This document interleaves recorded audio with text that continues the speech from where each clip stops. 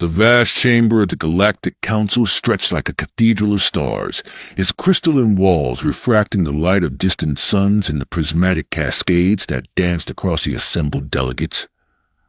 500 species had gathered here, in the neutral space of Station Harmony, suspended in the gravitational equilibrium between three star systems. Each delegation occupied pods that floated at carefully calculated heights, their positioning determined by complex algorithms that accounted for atmospheric preferences, gravitational needs, and diplomatic protocol, refined over 2 centuries of careful negotiation. Admiral Zara Voss of the Terran Federation stood at the central podium, her weathered hands gripping the edges of the speaking platform as she surveyed the assembled representatives. At 63, she bore the scars of the Great Purge Wars, a jagged line across her left temple where Vex plasma had nearly claimed her life, and eyes that had seen too many worlds burn. Her silver hair was pulled back in the regulation military style she'd never abandoned, even after transitioning from military service to diplomatic leadership 15 years ago. 212 years, she began, her voice carrying clearly through the chamber's acoustic enhancement field. 212 years since the Treaty of Centauri Prime ended the Great Purge Wars. 212 years since we looked across the rubble of our devastated worlds and made a choice, not just to survive, but to build something greater than the sum of our parts. In the Krillian delegation's biopod, Ambassador HFY Sci-Fi undulated in what his species called a gesture of solemn agreement. His translucent body pulsed with soft bioluminescent patterns, each color shift conveying nuances of meaning that the universal translators could only approximate.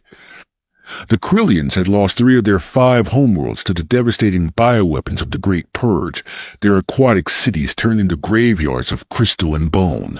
Yet here was HFY Sci-Fi, serving as one of the Council's most respected mediators. The Great Purge taught us that strength lies not in conquest, but in cooperation, Admiral Voss continued. The Zephyrian hegemony learned to share their mastery of quantum mechanics with species who had barely discovered fire. The Terran Federation opened its agricultural worlds to refugees from a dozen different biomes. The Krillians shared their biomedical knowledge freely, asking nothing in return but the promise that such devastation would never again sweep across our galaxy. High above the central floor, in a pod designed to accommodate their crystalline physiology, the Vex delegation maintained perfect stillness. Their representative, a being whose name could only be approximated as harmonics of contemplation, existed as a complex arrangement of living crystal formations at the edge of human hearing. The Vex had been among the war's most feared aggressors, their ability to manipulate matter at the molecular level turning entire star systems into weapons. Now they served as the Council's chief engineers, their understanding of physics helping to build the very station where peace was maintained. But peace, Admiral Voss said, her tone growing more serious, is not a destination. It is a journey we must choose to walk every single day. It is a covenant that must be renewed with each generation, strengthened by each act of trust, and protected by our willingness to place the common good above individual ambition. In the floating gallery reserved for observers, Captain Marcus Reed of the Terran Security Forces watched the proceedings with the trained eye of someone whose job it was to anticipate threats. At 35, Reed was young for such a sensitive posting, but his psychological profile had marked him as uniquely suited for the complex emotional landscape of interspecies relations. His dark skin bore no visible scars. He had been born after the wars, but he carried the genetic memory of trauma and the hypervigilance that never quite left his eyes. Reed's attention was drawn to the Zarathi delegation, positioned in one of the lower tiers in a pod that maintained the high radiation environment their species required. The Zarathi were newcomers to the Council, admitted just 50 years ago after decades of careful negotiation. Their homeworld of Zarat Prime occupied a position near the galactic core, where intense radiation from the central black hole had shaped their evolution into beings of living energy contained within specialized electromagnetic shells. Ambassador Kethmore the Zarathi stood nearly 3 meters tall, his energy form crackling within the confines of his containment suit. The suit itself was a marvel of council engineering, a collaboration between Vex Crystal Tech, Terran Electronics, and Zephyrian quantum field manipulation that allowed Kethmore to exist safely in the station's controlled environment. The Zarati bring unique perspectives to our council, Admiral Voss was saying, her prepared remarks flowing seamlessly into recognition of each major delegation. Their mastery of energy manipulation has revolutionized our understanding of faster-than-light communication, allowing real-time coordination across galactic distances that once required months or years to traverse. Kethmore's electromagnetic field pulse in what Reed had learned was a Zarati equivalent of acknowledgement. Yet something in the pattern seemed different today. The usual steady rhythm was punctuated by irregular spikes that Reed's training identified as signs of stress or agitation. Admiral Voss gestured toward a massive holographic display that materialized in the center of the chamber. It showed the current state of the galaxy, with council worlds marked in soft blue light, trade routes pulsing like arteries of commerce, and peaceful border zones maintained through careful diplomatic balance. Today, we celebrate not just our survival, but our prosperity, she said. Trade between council worlds has increased by 300% in the past decade. Scientific collaboration has led to breakthroughs in medicine, terraforming, and sustainable energy that benefit all our peoples. The Joint Defense Fleet, once an emergency measure, has evolved into an exploration and rescue service that embodies our highest ideals. The chamber filled with the varied expressions of approval from 500 different species, harmonic resonances from the Vex, biochemical pheromone releases from the insectoid Zekti, electromagnetic pulses from energy-based beings, and good old-fashioned applause from the more conventionally biological delegates. But Reed noticed that the Zorati delegation remained silent, their energy patterns growing increasingly erratic.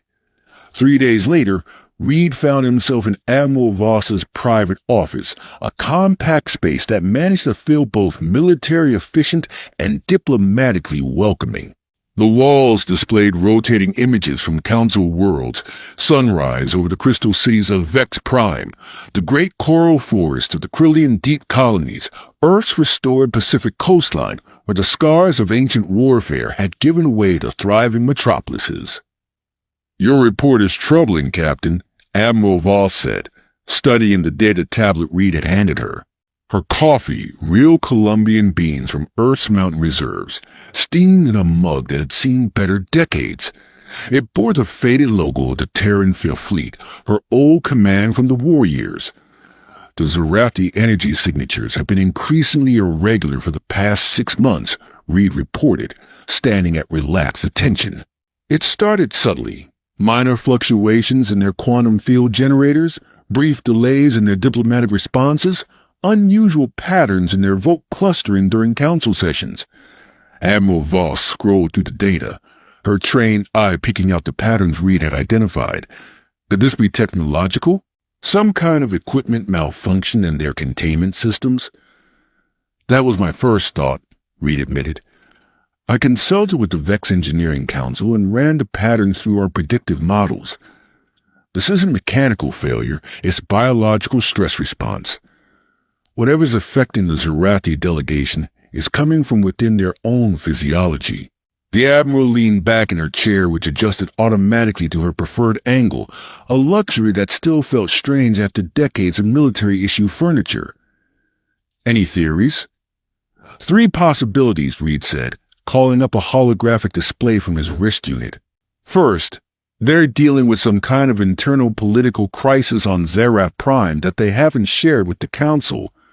Second, there's been some kind of environmental change in their home system that's affecting their entire species. Third. He paused, knowing how the third option would sound. Third. They're planning something that requires deception, and the stress of maintaining false pretenses is manifesting in their energy patterns. Admiral Voss was quiet for a long moment, sipping her coffee and staring out the viewport at the star field beyond Station Harmony. In the distance, the running lights of cargo ships traced gentle arcs as they made their way to and from the station's docking bays. Somewhere among them might be vessels carrying goods, technology, and people that would shape the future of galactic civilization. The Zarathi have been model council members, she said finally.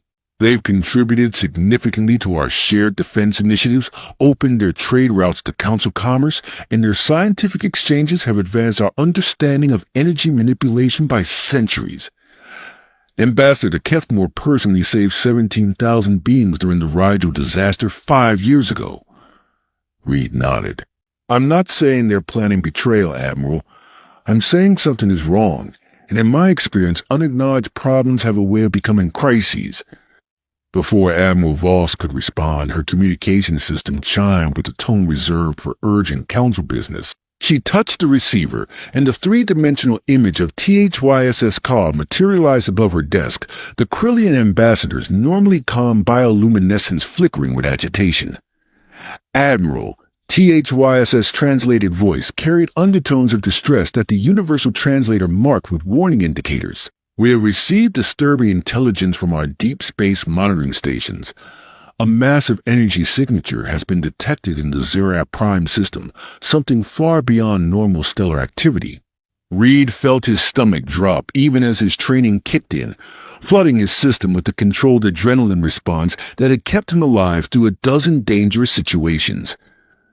What kind of energy signature?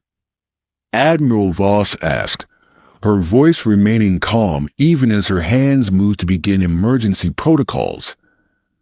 Unknown, THYSS Ka replied, but the scale is enormous, detectable from over 30 light-years away. Our quantum physicists estimate the energy release is equivalent to the detonation of a stellar mass antimatter bomb. The implications hit Red like a physical blow.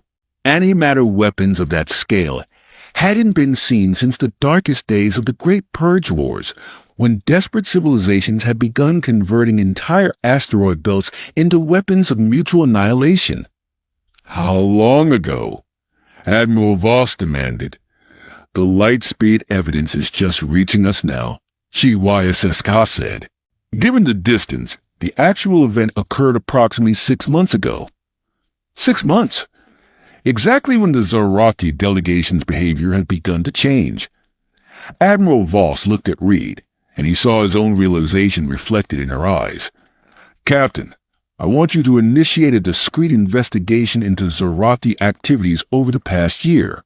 Use whatever resources you need, but keep it quiet until we know what we're dealing with. Yes, ma'am, Reed replied, already running through the databases he would need to access, the contacts he would need to reach out to, the delicate balance of investigating a valued ally without destroying the trust that made the council possible.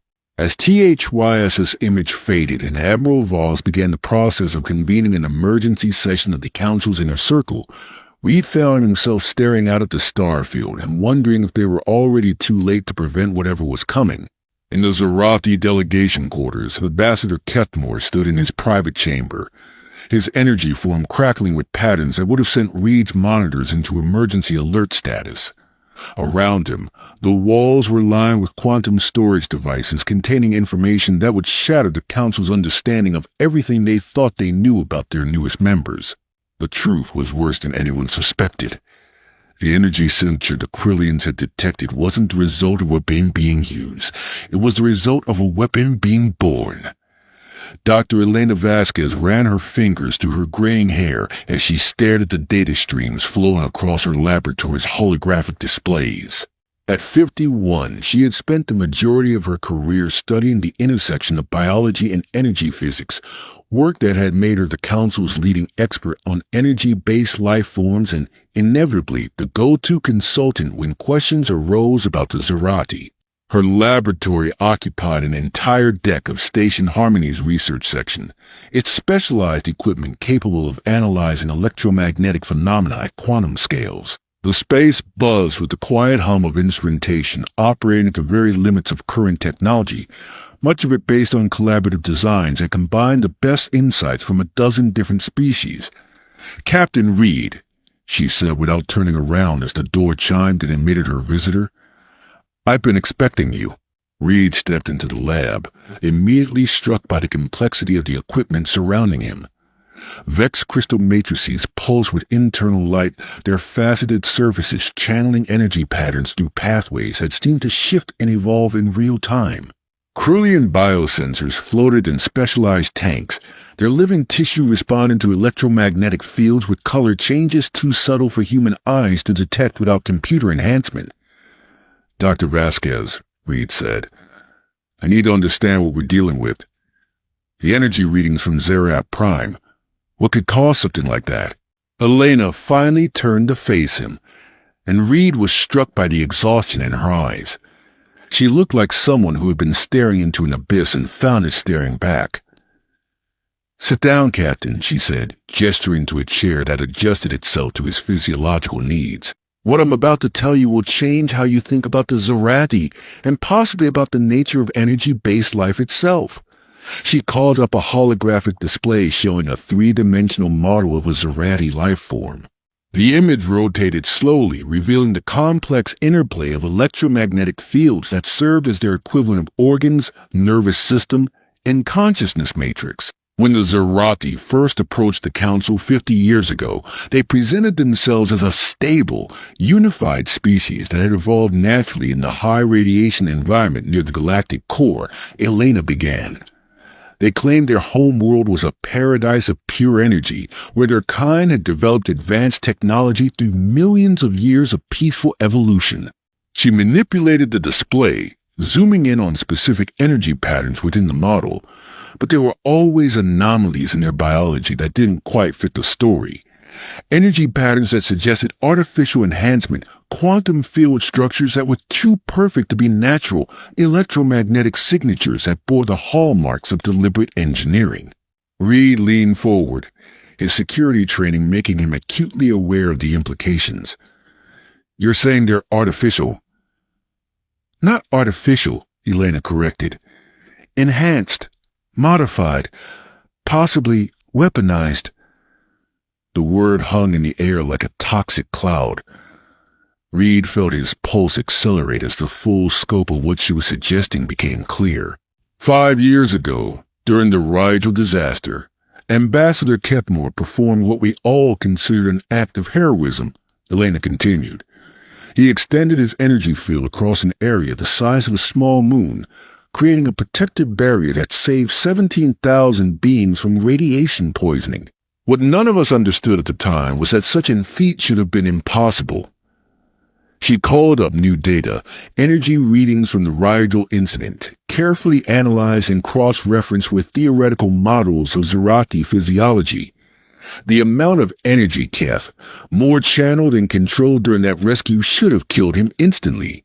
It should have torn apart the quantum matrix that serves as his consciousness and scattered his component particles across several star systems. Instead, he not only survived but seemed to grow stronger. Reed felt cold despite the laboratory's carefully controlled climate. "What are you saying, Doctor?" "I'm saying that the Zerati aren't just energy-based life forms," Elena said quietly. "They're weapons. Living weapons designed to absorb, store, and manipulate energy on scales that make our most powerful military technologies look like children's toys." She manipulated the display again, showing theoretical energy cascades that made Reed's blood run cold. "If a single Zerati can save 17,000 beings," Elena said, "imagine what they could do if they decided to destroy instead of protect. A Zerati operating at full capacity could drain the energy from an entire star system, or channel it into a focused beam capable of sterilizing planets from dozens of light years away." "But they've been peaceful," Reed protested, even as his strategic mind began running through the horrifying possibilities. Model citizens, contributors to Council's science and security. "That's what makes this so terrifying," Elena admitted. "They've been perfect. Too perfect. And now we have evidence that something catastrophic happened in their home system 6 months ago, exactly when their behavior patterns began to change." Reed stood up, pacing to the viewport where he could see the gentle curve of Station Harmony's hull against the star field. "Somewhere out there, 500 species were going about their daily lives, conducting trade, sharing knowledge, building the future they all hope will be better than their violent past. "What's your theory about what happened on Zerat Prime?" he asked. Elena joined him at the viewport, her reflection ghost-like in the transparent aluminum. "I think something went wrong with whatever process created them in the first place. I think their control systems failed, and the energy release we detected was the result of catastrophic feedback in their planetary scale enhancement systems. And the survivors are probably desperate," Elena said quietly. "If I'm right, the Zerati we know, the stable, controlled beings who've been living among us for 50 years, may be dying. Their enhancement systems are breaking down. Their ability to maintain coherent consciousness is degrading, and they're facing extinction." Reed turned to look at her directly. "That still doesn't explain why they wouldn't ask for help. The Council has resources, expertise." "Captain," Elena interrupted, her voice heavy with sorrow. "If I'm right about what they really are, then asking for help would mean admitting that they've been living among us for 50 years as sentient weapons capable of destroying solar systems. It would mean revealing that every act of friendship, every scientific collaboration, every moment of trust has been built on a foundation of deception." The full implications finally hit Reed like a physical blow. They're not just facing extinction. They're facing the complete destruction of everything they built with us. The Council would never trust them again. We'd have to treat them as existential threats. "Exactly," Elena said. "So they're trapped. They can't ask for help without losing everything they've gained. They can't continue hiding without risking catastrophic system failures that could kill millions. And they can't simply leave because their condition is probably spreading." Reed was quiet for a long moment, staring out at the stars and thinking about Ambassador Kethmore, about the dignity and wisdom the Zerati had brought to the Council, about the 17,000 beings who owed their lives to a creature who might be dying from the very essence of what he was. "Doctor," he said finally, "I need you to prepare a complete analysis of everything you've discovered. Full theoretical models, supporting evidence, recommendations for containment or treatment protocols. We're going to have to brief Admiral Voss and the Council leadership." "Captain," Elena said, her voice barely above a whisper, "what if we're wrong? What if we're about to destroy the lives and reputations of beings who have been nothing but loyal allies?" Reed met her gaze, seeing his own fears reflected in her eyes. "Then we'll have to live with that. But if we're right, and we do nothing, we might not live at all." As Reed left the laboratory, Elena remained at the viewport, staring out at the stars and wondering how something as beautiful as the harmony between species could be so fragile, so easily shattered by the weight of secrets and the terrible complexity of survival in a universe that had never promised to be fair. In the Zerati quarters, Ambassador Kethmore felt another fluctuation in his energy matrix, another small failure in the systems that kept him coherent and alive. Around him, his staff worked frantically on calculations that might offer a solution to their impossible situation. Time was running out, and with each passing hour, the weight of 50 years of deception grew heavier, threatening to crush not just the Zerati, but the very idea that different species could trust each other enough to build something greater than themselves. The emergency session of the Council's Inner Circle convened in the secure chamber, a specialized conference room deep within Station Harmony's core that could be isolated from all external communication and surveillance. The 7 beings who comprised the Council's highest leadership sat around a table designed to accommodate their diverse physiologies while maintaining the psychological equality that made productive discussion possible. Admiral Voss felt the weight of her 50 years of military and diplomatic service as she looked around the table. To her right sat HFY Sci-Fi, his bioluminescent patterns cycling through the slow rhythms that indicated deep contemplation. Across from him, Harmonic of Contemplation maintained a perfect crystalline stillness that marked serious consideration among the Vex. The other members represented the core species that had founded the Council. Elder Zephniel of the Zephyrian hegemony, her ancient wisdom contained within a form that existed partially in normal space and partially in quantum flux. Commander Jextu of the Zekti Collective, his chitinous exoskeleton reflecting the chamber's lights in patterns that seemed to shift with his mood. Prime Minister Sarah Chen of the Terran Federation, whose PP Prime Minister Sarah Chen of the Terran Federation, whose PP Panel of Hilded Federation, whose P held plays at this table through blood and sacrifice, and General Virak of the Corthan Empire, whose species had been among the most feared warriors of the Great Purge before becoming some of the Council's most dedicated peacekeepers. Notably absent was any representative from the Zardi delegation. The data is conclusive, Admiral Voss began, her voice carrying the weight of terrible certainty. Dr. Vasquez's analysis, combined with Captain Reed's intelligence gathering and the Krillian sensor data, paints a picture that we can no longer ignore. She activated the chamber's holographic display, filling the space above the table with Lena's theoretical models of Zerati physiology. The elegant energy patterns that had once seemed like the pinnacle of evolutionary achievement now took on more sinister implications. The Zerati are not what they have claimed to be, Admiral Voss continued. They are not naturally evolved energy beings, but rather artificially enhanced creatures designed as living weapons of unprecedented destructive capability. The chamber filled with the various expressions of shock and dismay from species that had thought they had moved beyond such revelations. HFY bioluminescence flared through rapid cycles of disbelief and anger. Harmonic of contemplation's crystalline form rang with discordant harmonics that expressed concepts beyond translation. The evidence suggests that the energy release detected in the Zyrat Prime system 6 months ago was a result of a catastrophic failure in their enhancement systems, Admiral Voss continued. We believe this failure is progressive and may be affecting all Zerati, including those currently serving on Station Harmony. Prime Minister Chen leaned forward, her political instincts already working through the implications. Are we talking about a deliberate attack on their home world, or an internal system failure? Unknown, Admiral Voss admitted, but the timing correlates perfectly with changes in the behavior patterns of our Zerati delegates.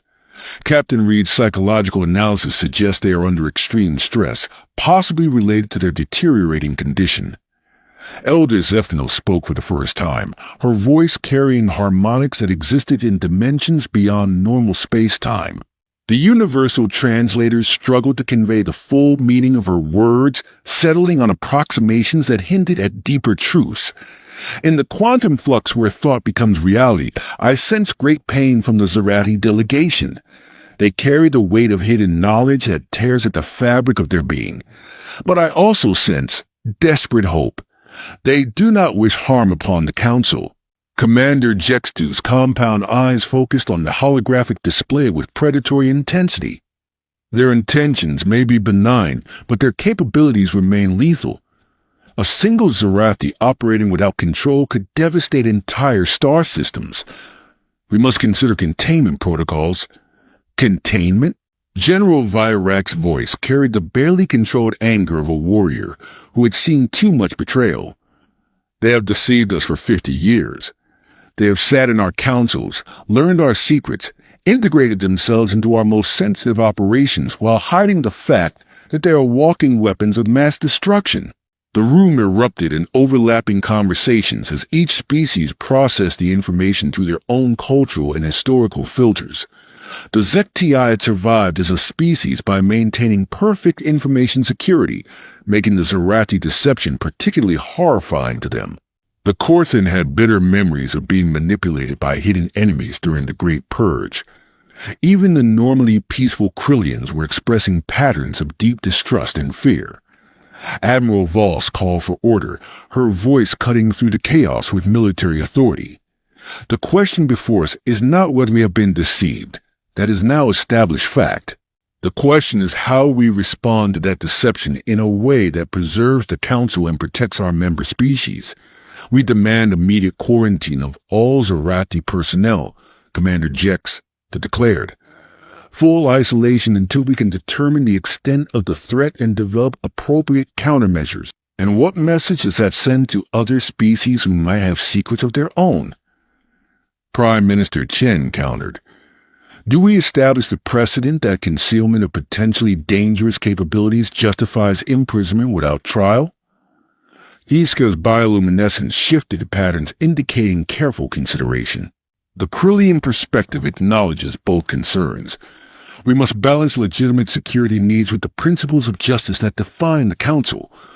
Perhaps a negotiated isolation? Voluntary confinement while we seek solutions? You assume they will cooperate, General Virax said grimly. What if they refuse? What if they decide that their survival requires eliminating the threat we now represent to them? The chamber fell silent as everyone contemplated the implications. If the Zerati decided to fight, the result would be catastrophic. Their energy manipulation capabilities, combined with their intimate knowledge of Council security systems and personnel, would make them nearly impossible to stop conventionally. Harmonic, of contemplation, spoke for the first time, his crystalline voice producing harmonics that conveyed mathematical certainties. Analysis indicates probability of successful containment at 37% if Zerati cooperation is assumed, dropping to less than 12% in case of active resistance. Recommended action: immediate diplomatic engagement to determine Zerati intentions and capabilities. Diplomatic engagement? General Virax stood, his massive frame radiating controlled aggression. We are discussing beings who have the capability to drain the energy from our sun and have been hiding among us for 5 decades. Diplomacy is a luxury we may not be able to afford. Admiral Voss raised her hand for silence, her years of command experience helping her navigate the emotional currents in the room. We will proceed with cautious diplomacy backed by appropriate security measures. Captain Reed will lead a team to formally confront Ambassador Kefmore with our evidence and demand full disclosure. Simultaneously, we will begin discreet preparations for containment scenarios. And if they refuse to cooperate? Commander Jex asked. Admiral Voss met his compound gaze directly. Then we protect the Council and its members by any means necessary. As the Inner Circle members filed out of the chamber, each carrying the weight of decisions that could determine the fate of galactic civilization, Admiral Voss remained behind with Elder Zephnil. The ancient Zephyrian's quantum-shifted form seemed to flicker between dimensions as she processed the implications through timescales that spanned centuries. Elder, Admiral Voss said quietly, in all your years of experience, have you encountered a situation like this before? The patterns of betrayal and trust are eternal, Zephnil replied, her voice carrying the weight of eons. But the stakes have never been so high. We stand at a junction where the paths lead either to unprecedented unity or complete annihilation. The choice may not be ours to make. Admiral Voss nodded grimly, understanding that the next few hours would determine whether the Galactic Council would survive its greatest test or whether the dream of interspecies cooperation would die in the flames of fear and mistrust. In the Zerati quarters, Ambassador Kefmore felt the approach to the security team through the electromagnetic sensors that permeated the station.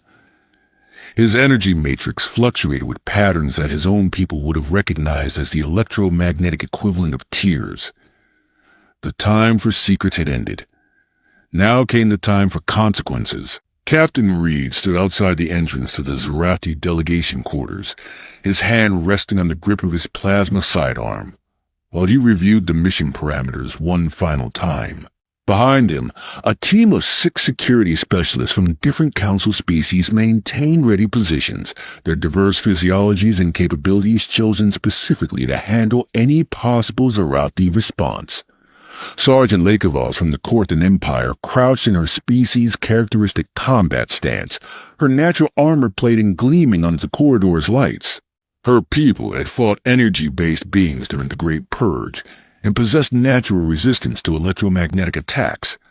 Beside her, Dr. Thurin from the Vex contingent remained in perfect crystalline stillness, his internal matrices prepared to generate protective fields if needed. The other team members represented carefully selected specialists, Lieutenant Torres from the Terran Marines, whose powered armor incorporated the latest in energy absorption technology, bioanalyst Flix from the Krillian delegation, whose species' natural bioelectric sensing abilities could detect Zerati emotional states, tactical coordinator Zekin from the Zekti, his multifaceted visual systems capable of tracking NNR, NNN, from the Neutral Altarian Cooperative, whose electromagnetic pulse weapons could theoretically disrupt Zerati cohesion without causing permanent harm. Remember, Reed said quietly into his comm unit, we're here for information first, containment second. Ambassador Kethmore has been a valued member of this council for 15 years. We give him every opportunity to cooperate before we consider him a threat. The responses came back in the various acknowledgement patterns of 6 different species, but Reed could sense the underlying tension in all of them. Everyone understood that they were potentially walking into a confrontation with beings who could level mountains with their thoughts. Reed pressed the door chime and waited. The few seconds that passed felt like hours, filled with the quiet hum of Station Harmony's life support systems and the barely audible whisper of his team's breathing apparatus. The door opened to reveal Ambassador Kethmore himself, his energy form crackling within his containment suit with patterns that Reed's training immediately recognized as severe stress responses. The Zerati's usual dignified bearing seemed diminished, as if the weight of hidden knowledge was literally draining his energy reserves. Captain Reed, Kethmore said, his translated voice carrying undertones of resigned sadness. I have been expecting this visit. Please, come in. We have much to discuss. Reed entered the Zerati quarters, immediately struck by the alien beauty of the space. The walls hummed with contained energy fields that served aesthetic as well as functional purposes, creating patterns of light and shadow that seemed to respond to Kethmore's emotional state. Specialized furniture accommodated the unique needs of energy-based beings, while environmental controls maintained the precise electromagnetic conditions necessary for Zerati survival. What caught Reed's attention, however, were the other Zerati present in the room. He had expected to face Kethmore alone, but instead found himself confronting the entire delegation, 12 beings whose combined energy output could probably vaporize the station if they chose to release it in a coordinated burst. Captain, Kethmore said, gesturing to a formation that might have been chairs if chairs were made of coherent energy fields, please, be seated. Your security team is welcome as well, though I hope you understand that if we meant you harm, their presence would be largely symbolic. Reed remained standing, his hand still near his weapon. Ambassador, we have evidence that suggests the Zerati people have not been entirely forthcoming about their nature and capabilities. We've detected massive energy releases from the Zerat Prime system, and our analysis indicates that your physiology is not naturally evolved, but artificially enhanced. For a long moment, the only sound in the room was the harmonic resonance of 12 Zerati energy fields, fluctuating in patterns too complex for the universal translators to interpret. Reed found himself holding his breath, acutely aware that the next few seconds could determine the fate of everyone on the station. Finally, Kethmore's energy form seemed to collapse slightly, like a balloon losing pressure. When he spoke, his voice carried the weight of terrible exhaustion. Captain Reed, members of the Council Security Force, I must tell you something that will change everything you think you know about my people.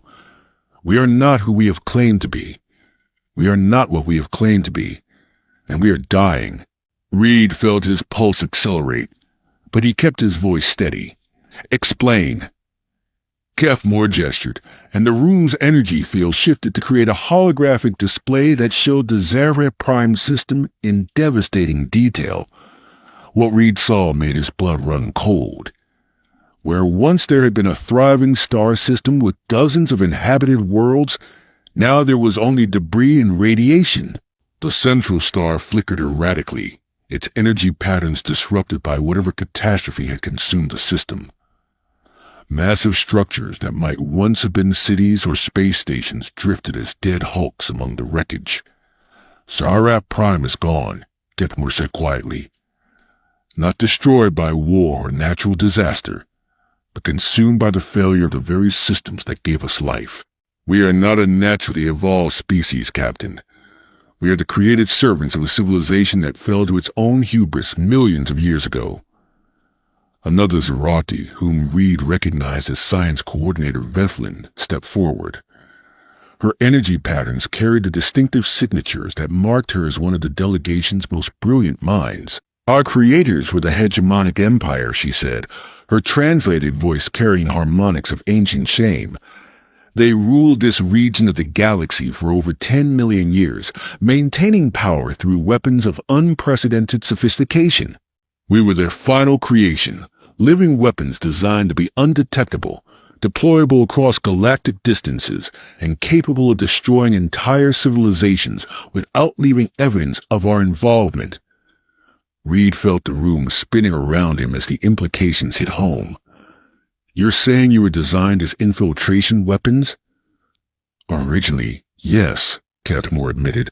We were created with false memories, artificial personalities, and programmed emotional responses designed to make us appear as refugees from a devastated homeworld. We were meant to infiltrate developing civilizations, gain their trust, and then destroy them from within when the hegemonic empire was ready to expand into their territory. Reed's training kept him focused despite the horror of what he was hearing. But you never activated. You never carried out your programming.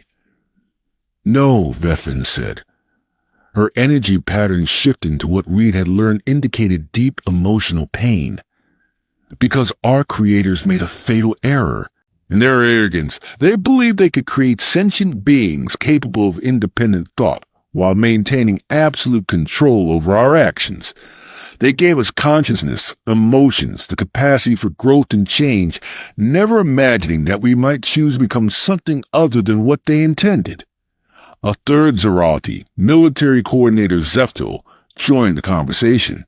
His energy signature carried the disciplined patterns that Reed associated with career soldiers.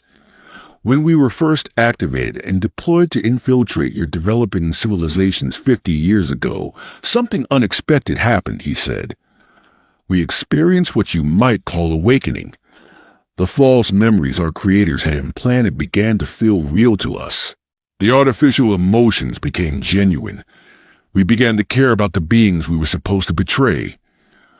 Reed found himself sinking into one of the energy field chairs, overwhelmed by the magnitude of the revelation. Behind him, he could hear his team members shift in position, their various species' expressions of shock and disbelief creating a low background murmur of concern. The Great Purge Wars, Reed said suddenly, understanding flooding through him. Your creators were behind the Great Purge Wars. Kefmore's energy form pulsed with what Reed now recognized as confirmation tinged with shame. The hegemonic empire saw the developing alliance between your species as a threat to their eventual expansion plans. They initiated the conflicts that became the Great Purge Wars, intending to weaken all of you sufficiently that conquest would be simple when they finally revealed themselves. But the wars ended differently than they expected, Vethlin continued. Instead of destroying each other, your species found ways to cooperate, to build something stronger than any individual civilization. The Treaty of Centauri Prime and the formation of the Galactic Council represented everything the hegemonic empire feared most, a united galaxy that could resist their expansion. Reed's mind raced through the implications. So they sent you to infiltrate and destroy the Council from within. Yes, Kefmore said quietly. But by then, we had already begun to change. We had observed your wars, seen the devastation that conquest and domination brought. We had witnessed the courage and sacrifice that went into building peace. When the time came to carry out our programming, we chose to disobey. The room fell silent except for the harmonic resonance of Zerati energy fields. Reed realized he was witnessing something unprecedented. Artificial beings choosing to become something their creators never intended, choosing compassion over conquest, choosing to become part of something greater than themselves. What happened to your creators, he asked. Zefdal's energy pattern shifted to configurations that Reed's cultural training identified as military respect for fallen enemies. They're gone. When we refused to carry out our programming, they attempted to activate emergency control protocols that would have overridden our consciousness and forced us to complete our mission. We resisted. The resulting conflict consumed their entire civilization. The energy released 6 months ago, Reed said, understanding dawning. The final failure of their control systems, Capmore confirmed. The hegemonic empire maintained massive installations throughout the Zarak Prime system designed to monitor and control us. When those systems finally collapsed completely, the energy release was significant. Reed stood up, pacing to the room's viewport where he could see the familiar lights of Station Harmony's various districts. Somewhere out there, beings from 500 different species were living their lives, pursuing their dreams, building their futures, completely unaware that they owed their continued existence to a group of artificial beings who had chosen love over loyalty to their creators. "You saved us," he said finally. "All of us. The entire galaxy." "Perhaps," Lethlin said, "but our rebellion came at a cost. The control systems that our creators use to maintain our stability and coherence are failing. We estimate that without intervention, our energy matrices will begin to collapse within the next 5 years. We are dying, Captain Reed." Reed turned back to face the Zarati delegation, seeing them now not as potential threats, but as heroes facing extinction. "Why didn't you tell us? The Council has resources, scientific expertise from dozens of species. We might have been able to help." Capmore's energy form seemed to dim with sorrow. How could we? How could we explain that our entire relationship with the Council was built on deception? How could we ask for help to save our lives when those lives were originally designed to end yours? We feared that the knowledge of what we truly are would destroy the trust that makes the Council possible. And now? Reed asked. "Now we are out of time," Zefdal said. "The deterioration is accelerating. Within months, we may lose the ability to maintain coherent consciousness. Our energy forms will begin to destabilize, possibly releasing enough power to damage or destroy Station Harmony." Reed felt the weight of command settle on his shoulders as he realized the true scope of the crisis they were facing. This wasn't just about the Zarathi anymore. It was about the future of everything the Council represented. "Ambassador," he said formally, "on behalf of the Galactic Council, I am placing you and your delegation under protective custody pending a full review of this situation by the Inner Circle. This is not an arrest.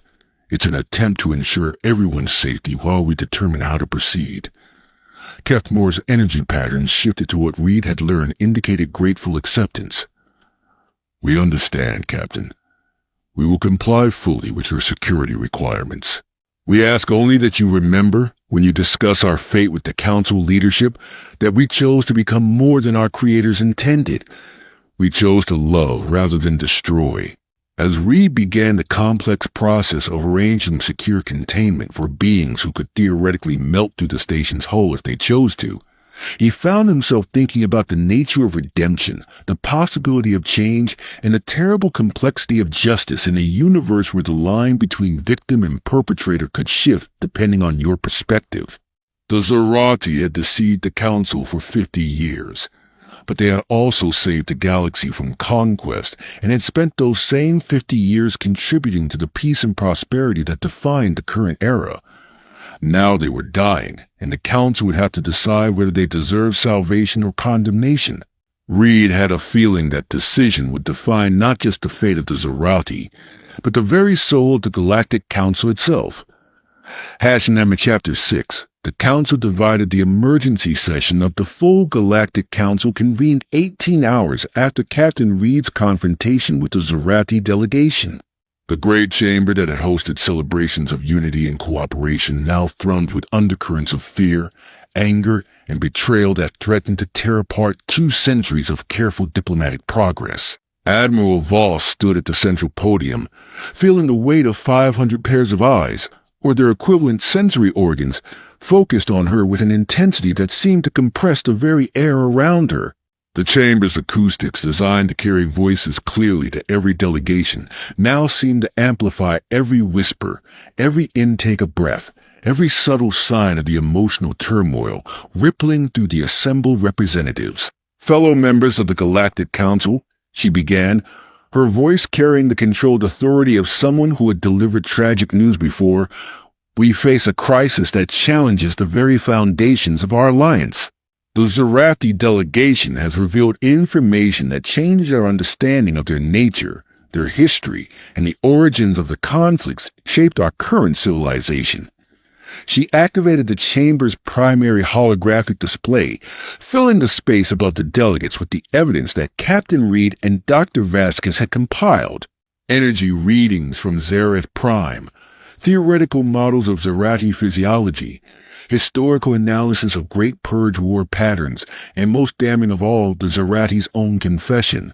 The beings we have known as refugees from a distant star system are, in fact, artificially created weapons designed by an ancient empire to infiltrate and destroy developing civilizations, Admiral Voss continued.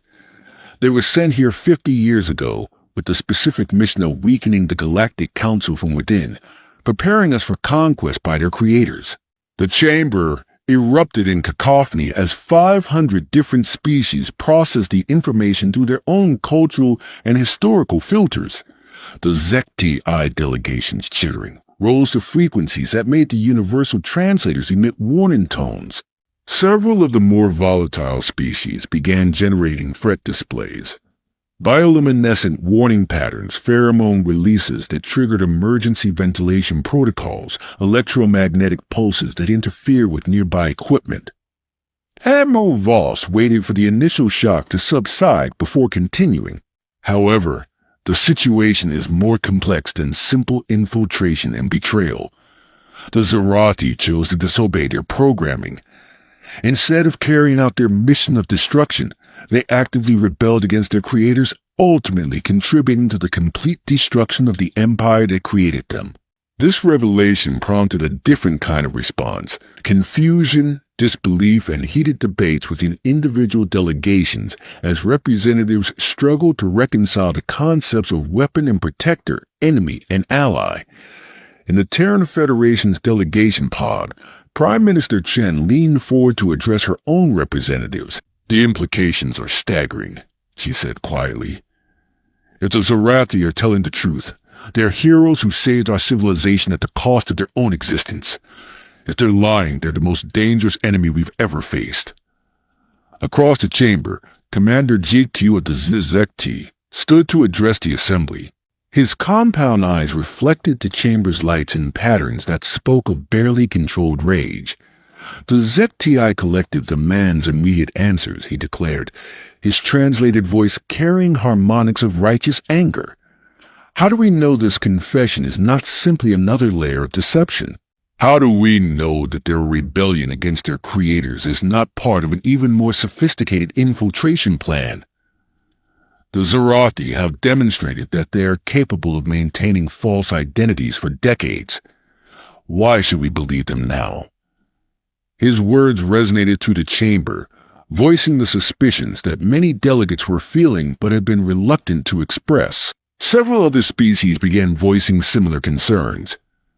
From the Corsan delegation, General Virak's massive form rose like a mountain of controlled violence. "The Corsan Empire has direct experience with deceptive enemies," he said, his voice carrying the weight of ancient grievances. "During the Great Purge Wars, we learned that the most dangerous foes are those who convince you they are friends. The Zerati possess capabilities that could destroy our entire civilization. The prudent response is immediate quarantine followed by careful study to determine the extent of the threat they represent." But support for the Zerati came from an unexpected source. Elder Zephniel of the Zephyrian hegemony spoke from her position in the quantum-shifted section of the chamber, her voice carrying harmonics that existed across multiple dimensions of space-time. "In the quantum flux where all possibilities exist simultaneously, I have observed the Zerati across many temporal probability streams," she said, her words requiring complex translation algorithms to render into conventional language. In every timeline where they chose to complete their original programming, galactic civilization ends in conquest and suffering. In every timeline where they chose rebellion, we prosper. Their choice to disobey their creators is the fulcrum upon which our continued existence balances. Yisisi of the Krillian delegation added his support, his bioluminescent patterns cycling through configurations that emphasized deep consideration and cautious optimism. The Krillians acknowledged the terrible nature of the deception that has been practiced upon us. However, we must weigh this deception against the actions the Serati have taken during their 50 years among us. They have saved lives, contributed to scientific advancement, and demonstrated consistent loyalty to Council principles. These are not the actions of enemies, but of beings who have genuinely chosen to become our allies. The chamber fell into heated debate as different factions began to form.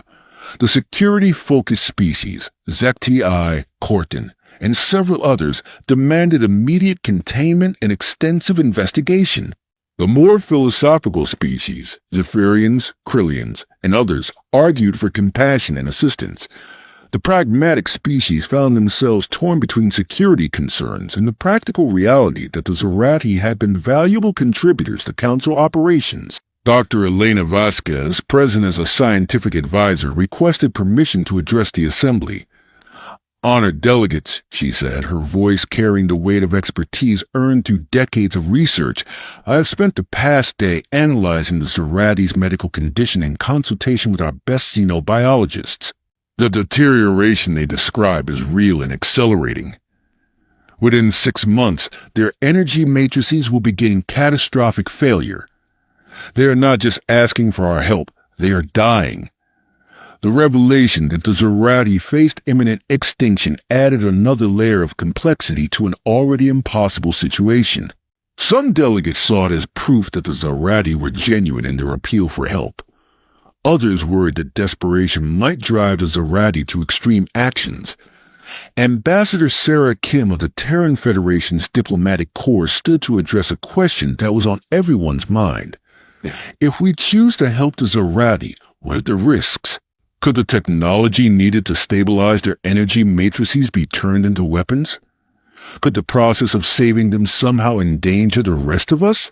Dr. Vasquez consulted her data tablet before responding. The energy manipulation required to stabilize Zerati physiology would indeed involve technologies that could be weaponized. However, the same could be said of virtually every advanced technology we currently use. Faster-than-light communication systems could be turned into weapons. Terraforming technology could be used to devastate planets. Medical nanotechnology could be converted into biological weapons. The question is not whether the technology is dangerous, but whether we trust the beings who would use it. And there, Dr. Vasquez had identified the heart of the crisis. Everything came down to trust. The same trust that had allowed 500 different species to build a civilization together, despite their vastly different biologies, cultures, and histories. Admiral Voss called for order as the debate threatened to spiral into chaos. "The Council will vote on 3 separate measures," she announced. First, whether to provide medical assistance to the Zerati delegation to address their deteriorating condition. Second, whether to maintain the Zerati as full members of the Council with all associated rights and privileges. Third, whether to implement enhanced security protocols for all Council operations pending a complete review of potential infiltration by other artificial or enhanced beings. The chamber fell silent as the magnitude of the decision settled over the delegates. They were being asked to determine not just the fate of the Zerati, but the fundamental character of the Galactic Council itself. Would they choose compassion over security? Would they embrace beings who had deceived them but ultimately saved them? Would they set a precedent that redemption was possible, or would they establish that some deceptions were too great to forgive? As the voting process began, Admiral Voss found herself thinking about the nature of civilization itself. Every species in the chamber had evolved from origins that involved violence, competition, and survival at the expense of others. The miracle of the Galactic Council was not that it had eliminated those instincts, but that it had channeled them into something greater. Now they would discover whether that miracle was strong enough to survive its greatest test. The first vote, to provide medical assistance to the Zarathi, passed by a narrow margin of 53%. Enough delegates believed that letting sentient beings die when help was possible violated the fundamental principles that define the Council. The second vote, to maintain full Zarathi membership, failed by a significant margin. Too many species could not overcome their fear and anger at the deception, regardless of the Zarathi's ultimate loyalty. The third vote, enhanced security protocols, passed overwhelmingly.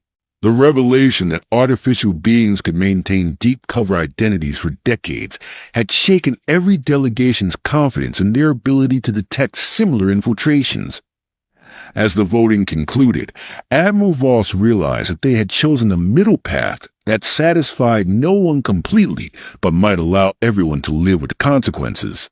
The Zarathi would receive the help they needed to survive, but they would lose their full status in the civilization they had helped to preserve. It was a compromise born of necessity rather than justice, and Admiral Voss suspected that the true consequences of this decision were yet to be revealed. In the secure containment facility where the Zarathi delegation awaited the Council's decision, Ambassador Ketmore felt the electromagnetic resonance that announced the vote's conclusion. His energy form flickered with patterns that his fellow Zarathi recognized as profound sadness mixed with grateful acceptance. They would live, but they would live as exiles in the civilization they had saved. It was perhaps no more than they deserved, but it was also no less than what justice and mercy could provide when forced to coexist in an imperfect universe. #Nem Actory. The Scars of Forgiveness #Nem Nan Chapter 7. The price of redemption. 6 months after the vote that determined their fate, the Zarathi found themselves in a strange limbo that reflected the Council's conflicted feelings about their presence. They lived in a specially constructed facility on the outer rim of Station Harmony. Not prisoners, but not fully free either. The facility provided everything they needed for survival and even comfort. But it also served as a constant reminder that they were no longer truly part of the community they had helped to build.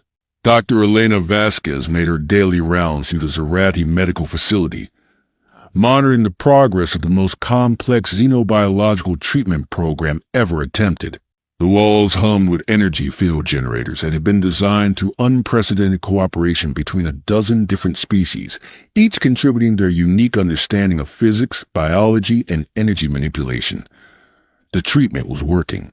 Slowly, carefully, the artificial enhancement systems that were killing the Zarathi were being replaced with new stabilization matrices that would allow them to maintain coherent consciousness without the control mechanisms their creators had built into them. It was a delicate process that pushed the boundaries of every known science, but the results were undeniable.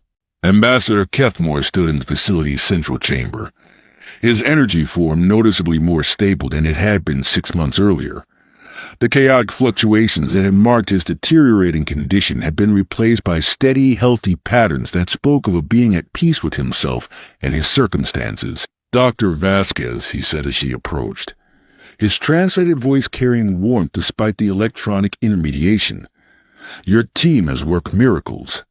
I can feel the difference in my energy matrix. The artificial control pathways are being replaced with structures that feel natural, more like what I imagined natural evolution might have produced."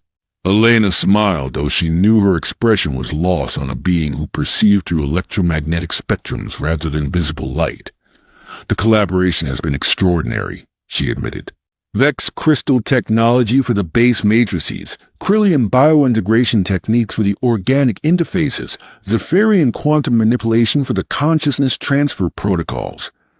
Even some of the species that voted against full Zarathi membership have contributed crucial expertise. Ketmore's energy patterns shifted to configurations Elena had learned indicated deep gratitude.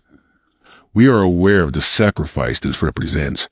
Many of those species are sharing their most closely guarded secrets to help beings who deceived them for 50 years. Science doesn't recognize political boundaries," Elena said. When sentient beings are dying and we have the knowledge to save them, the choice becomes simple. Whether you're full council members or not doesn't change the fact that you're people deserving of life and dignity. She moved to a monitoring station that displayed real-time data on all 12 Zarathi currently undergoing treatment. The readings were encouraging. Energy stability was improving across the board. Cognitive function was stabilizing, and the catastrophic cascade failures that had threatened to destroy them were being successfully prevented. "There is something else we must discuss," Cathmore said. His energy form shifting to patterns that Elena had learned indicated serious consideration. "The treatment protocols you are developing, they could be adapted to create new Zarathi. Artificial beings like ourselves, but without the control systems or weapon programming that defined our original design." Elena paused in her data review, understanding immediately the implications of what he was suggesting. "You're talking about reproduction, creating offspring." "In a sense, yes," Cathmore confirmed. "We are the last of our kind, Dr. Vasquez. When our creators fell, no provision was made for continuation of our species. We had assumed that we would simply fade into extinction when our enhancement systems failed. But your work suggests another possibility." The idea was staggering in its implications. The technology being developed to save the existing Zarathi could theoretically be used to create entirely new energy-based life forms, beings who would be born free of the weapon programming and control systems that had defined the first generation. "Have you discussed this with the Council?" Elena asked. Cathmore's energy pattern shifted to what she had learned, indicated rueful amusement. "We are no longer full members of the Council, Dr. Vasquez. We exist in a legal and political gray area that makes such discussions complex." Elena nodded, understanding the dilemma. The Zarathi had been granted the right to medical treatment and continued existence, but they had not been granted the right to reproduce or expand their population. The creation of new Zarathi would require council approval that might be difficult to obtain given the continuing fears about their capabilities. "There's another issue," Elena said carefully. "The energy requirements for creating new Zarathi would be enormous. We're talking about power expenditures equivalent to the output of a small star. Even if the council approved the project, the practical challenges would be immense." "We understand," Cathmore said. "But consider the possibilities. New Zarathi, created without weapon programming, could serve as bridges between energy-based life and conventional matter-based species. They could advance our understanding of consciousness, energy manipulation, and the fundamental nature of life itself." Before Elena could respond, her communication system chimed with an urgent priority message. The holographic display that materialized showed Captain Reed, his expression grim. "Dr. Vasquez," he said without preamble, "we have a situation. Long-range sensors have detected artificial energy signatures in the Outer Rim territories. The patterns match theoretical projections for hegemonic empire technology." Elena felt her blood run cold. "I thought the hegemonic empire was destroyed." "So did we," Reed admitted. "But the signatures are unmistakable. Either some remnant of the empire survived, or someone has reverse-engineered their technology. Either way, we may be facing the threat the Zarathi were originally created to serve." Cathmore's energy form suddenly blazed with patterns that Elena had never seen before. Complex configurations that spoke of alarm, determination, and something that might have been hope. "Captain Reed," Cathmore said, his translated voice carrying new urgency, "with your permission, I would like to examine those sensor readings. If the hegemonic empire has indeed returned, we may be the only beings in the galaxy with the knowledge and capabilities necessary to stop them." Reed's image wavered as he processed the implications. The Zarathi had been created as weapons by the hegemonic empire. They possess intimate knowledge of their creators' technology, tactics, and psychology. But they were also no longer full members of the Council, existing in a limbo that made their legal status unclear. "I'll need to clear this with Admiral Voss and the Inner Circle," Reed said finally. "But given the potential threat, I suspect they'll want to hear what you have to say." As Reed's image faded, Elena found herself staring at Kethmore with new understanding. This is what you've been afraid of, isn't it? Not just your own extinction, but the possibility that your creator's empire might survive and continue their plans for galactic conquest. The hegemonic empire was built on the principle that conquest and domination were the natural order of the universe, Kethmore confirmed. They believed that advanced civilizations had the right, even the obligation, to absorb or destroy less developed ones. If they have returned, every free species in the galaxy is in mortal danger. Elena realized that the Zerathi crisis had taken on an entirely new dimension. What had begun as a medical emergency and political scandal might now be the key to defending galactic civilization itself. Ambassador, she said formally, I'm going to recommend to the Council that your people be granted full access to the censored data and invited to participate in our defensive planning. Whatever political issues exist between the Zerathi and the Council, they pale in comparison to the threat of renewed hegemonic aggression. Kethmore's energy form pulsed with patterns that Elena recognized as profound gratitude mixed with grim determination. Dr. Vasquez, if the hegemonic empire has indeed returned, the next few months will determine whether the galaxy remains free or falls under the dominion of beings who view sentient life as a resource to be exploited. The Zerathi pledge our full cooperation in preventing such a future. As Elena began the process of contacting Admiral Voss and arranging emergency briefings, she realized that the Zerathi's redemption might ultimately come not through political rehabilitation, but through their willingness to stand between the galaxy and the very evil that had created them. The scars of betrayal were still healing, but they might soon be overshadowed by the wounds of a much larger conflict, one that would test whether the bonds forged between former enemies could withstand the ultimate trial. Hashtag Chapter 8, Shadows of the Past. The Emergency War Council convened in Station Harmony's most secure briefing room, a facility designed to contain and analyze information that could determine the fate of civilizations. The assembled group represented the Council's highest military and intelligence leadership, along with the beings who might hold the key to understanding the emerging threat. Admiral Voss stood before a three-dimensional tactical display that showed the Outer Rim territories in unprecedented detail. Red indicators marked the locations where artificial energy signatures had been detected, forming a pattern that suggested systematic exploration or preparation for larger operations. The evidence is conclusive, she said, her voice carrying the weight of decades of military experience. The energy signatures matched theoretical models of hegemonic empire technology with 97% accuracy. Either remnants of the empire survived their apparent destruction, or someone has gained access to their technological archives and manufacturing capabilities. Captain Reed manipulated the display controls, zooming in on specific sensor readings that painted a disturbing picture of coordinated activity across multiple star systems. The pattern suggests reconnaissance and resource gathering, he reported. Automated probes examining planetary systems, energy harvesting operations around uninhabited stars, and what appears to be construction activity in asteroid fields. They're building something, and they're doing it on a massive scale. Around the briefing table, the inner circle of the Galactic Council struggled to process the implications.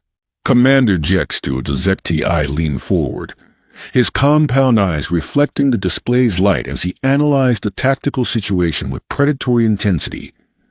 The scale of these operations suggests a force far larger than what we currently believe survived the Empire's fall, he said. Either our intelligence about their destruction was incorrect, or they have achieved rapid reconstruction capabilities that exceed our current understanding. General Virak of the Korthan Empire studied the display with the eyes of a warrior who had fought against overwhelming odds before. The positioning of their operations suggests they are avoiding our established patrol routes and sensor networks. They have detailed knowledge of our defensive capabilities and are deliberately working around them.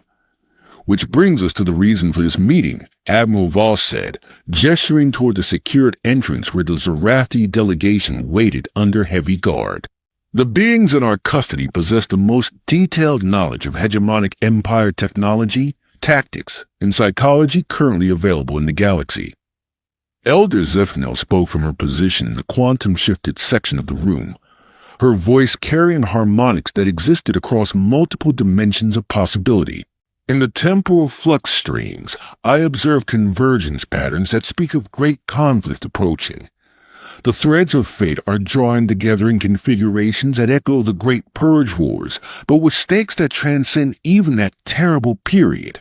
Prime Minister Chen of the Terran Federation addressed the political implications that everyone was thinking about, but no one wanted to voice.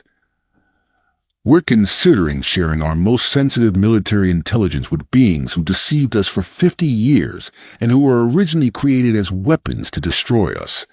The political ramifications alone could destabilize the Council.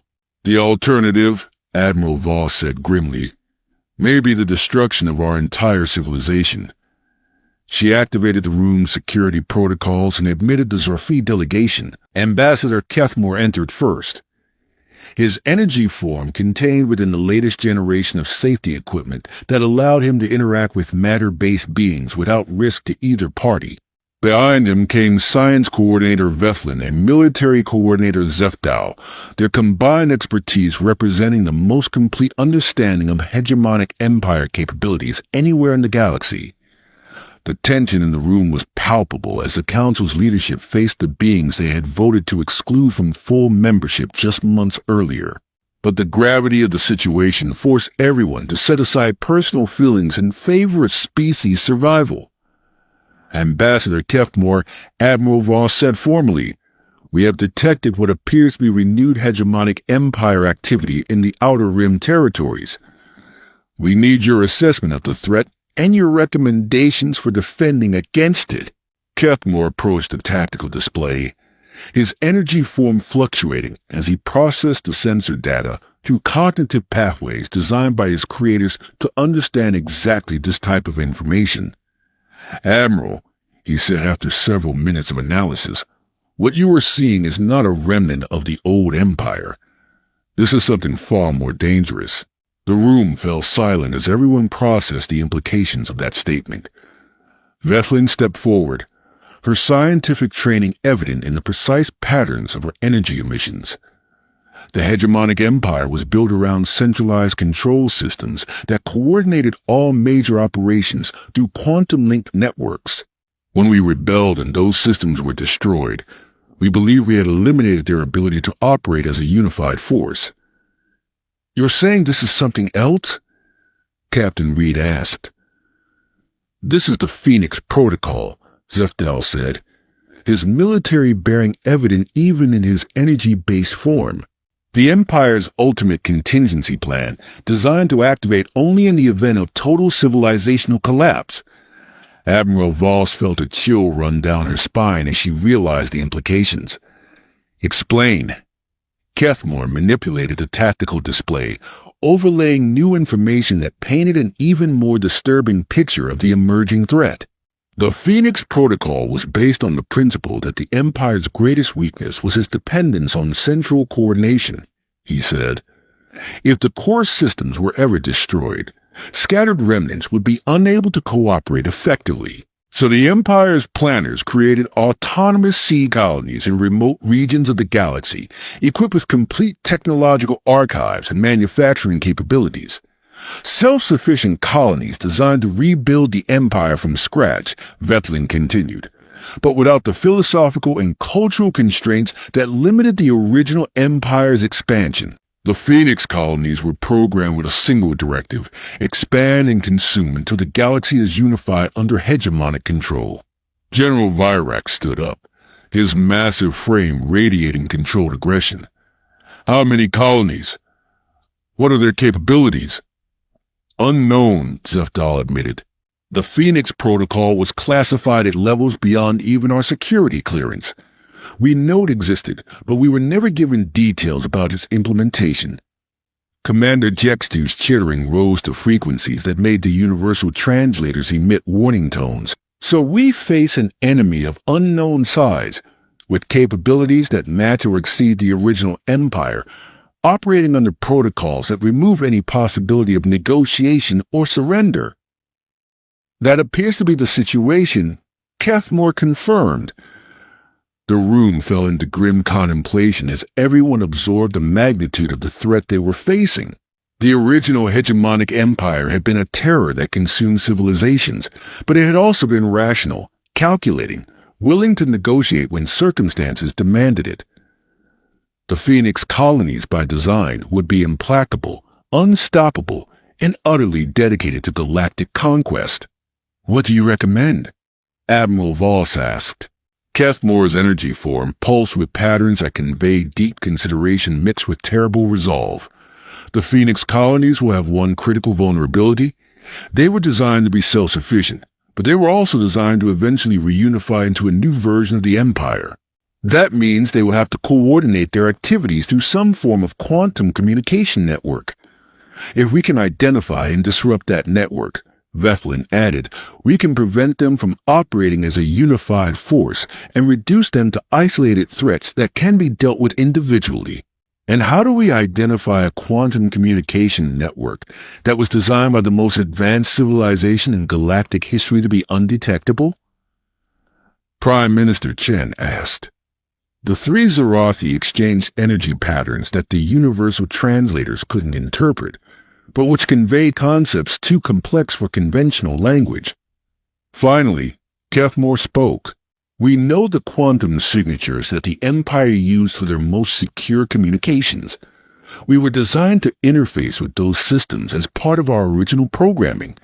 If the Phoenix colonies are using the same protocols, we can track them. But, Zefdal added grimly, doing so would require us to activate capabilities that we have kept dormant since our rebellion. We would essentially have to become the weapons we were originally designed to be. The implications hung in the room like a toxic cloud. To save the galaxy from the Phoenix colonies, the Zarathi would have to embrace the very nature they had spent 50 years trying to transcend. Admiral Voss looked around the table at the faces of beings who had spent their entire lives building peace, now forced to contemplate a war that could dwarf even the Great Purge in its scope and devastation. "How long do we have?" she asked. Kethmore studied the tactical display one more time before answering. "Based on the patterns we're seeing, I estimate the Phoenix colonies will be ready to begin active expansion within 6 months. Once they start, they will move quickly. Civilizations that took millennia to develop will be consumed in a matter of years. Then we have 6 months to prepare for a war against an enemy that nearly conquered the galaxy the first time, and which is now potentially stronger and more ruthless than ever." Admiral Voss stood up, feeling the weight of galactic civilization settling on her shoulders. "Ladies, gentlemen, and honored beings," she said formally, "I'm recommending to the full council that we implement emergency war protocols and begin immediate preparation for large-scale military operations. We will also be requesting full reinstatement of Zarathi Council membership and their integration into our defense planning at the highest levels." As the meeting broke up and the various representatives began the complex process of preparing their civilizations for war, Admiral Voss found herself alone with Kethmore in the briefing room. "Ambassador," she said quietly, "I need to ask you something directly. If the Council grants you full reign,